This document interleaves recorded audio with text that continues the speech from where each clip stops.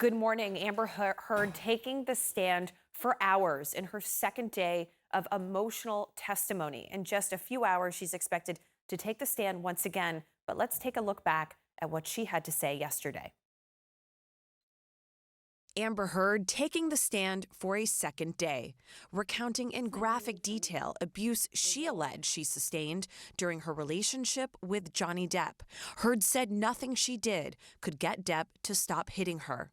Depp denies ever striking Heard and alleges she abused him. I tried to stand up for myself by December 2014. I was pushing back. I'd push him off of me. I tried to hit his hands away.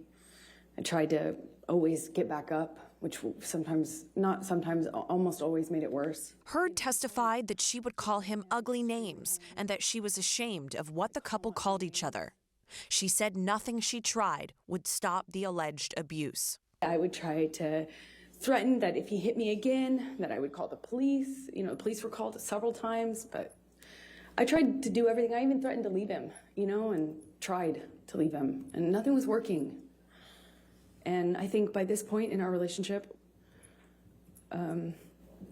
we're both saying awful things to each other, screaming at each other, and unfortunately,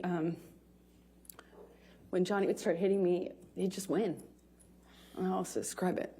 In 2014, Heard testified that the two had an argument on a plane over her then co-star James Franco. She claims Depp had grown jealous of Franco at the time. I walk away from him.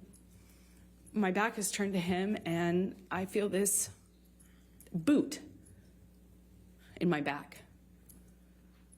He just kicked me in the back. I fell to the floor. I caught myself on the floor. No one did anything. And I just remember feeling so embarrassed. Heard testified at length about the explosive fight she says the couple had at Depp's rental home in Australia in March of 2015, which resulted in Depp's fingertip being severed. She told the court Depp had taken several MDMA pills and had not slept the night before. She said he was also drinking and their fighting escalated. He had me by the neck, and he felt like he was on top of me, and I'm looking at him in his eyes, and I don't see him anymore. I don't see him anymore. It wasn't him. It was black. I've never been so scared in my life. It was black. I couldn't see him. Heard testified that she was physically and sexually assaulted. I don't want to do this. I don't want to do this. She accused Depp of sexually assaulting her with a glass bottle, saying she didn't know if the bottle he used was broken or not, adding that during the attack, Depp told her that he'd kill her.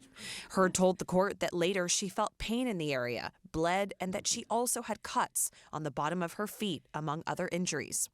I just remember being really still, not wanting to move. I remember looking around the room. I remember looking at all the broken bottles, broken glass.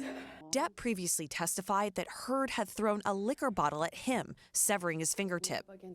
Heard testified that she couldn't recall how that night ended, saying she took 2 sleeping pills and went to sleep. She testified that she didn't realize Depp was injured until she woke up the next morning. I walked downstairs and I saw this brown on the walls going down the stairs.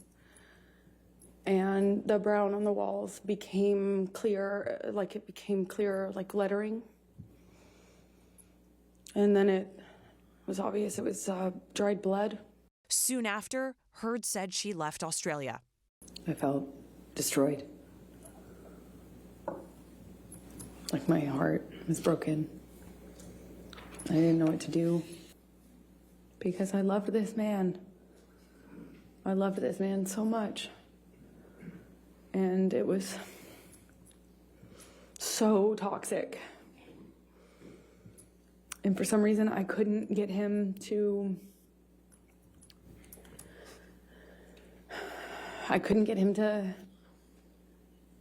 not hurt me.